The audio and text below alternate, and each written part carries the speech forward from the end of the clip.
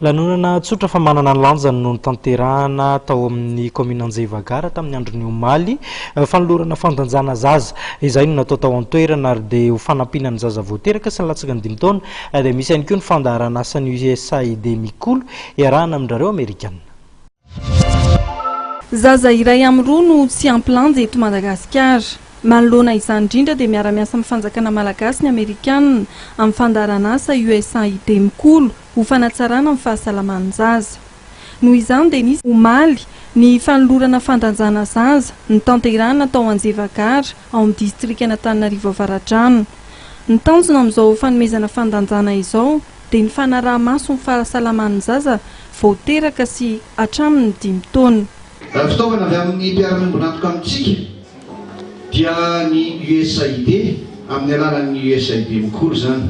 Faritra maro eto Madagasikara no mahazo tombotsoa vantana amin'izany fanolorana izany dia ireo faritra rehetra izay iasan'ny USAID mikolo.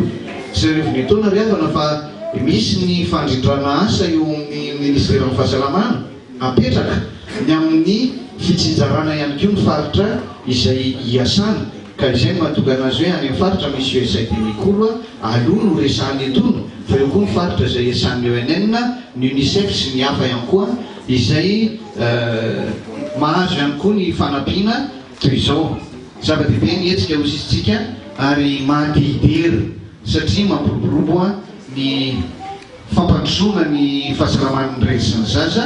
Fandanjana misa 203 ao amin'ny fokotany amin'ireo faritra iasan'ny USAID no zarain'izy ireo amin'ireo mpanentana ara-pahasalamana. Ny fitsirihana melony tsy fampitsakafo amin'ireo zaza tsy ampy taona dia ahafahampitsabo ny soroka ny mety isian'ny fahasarotana ny fitsaboana azy ireo.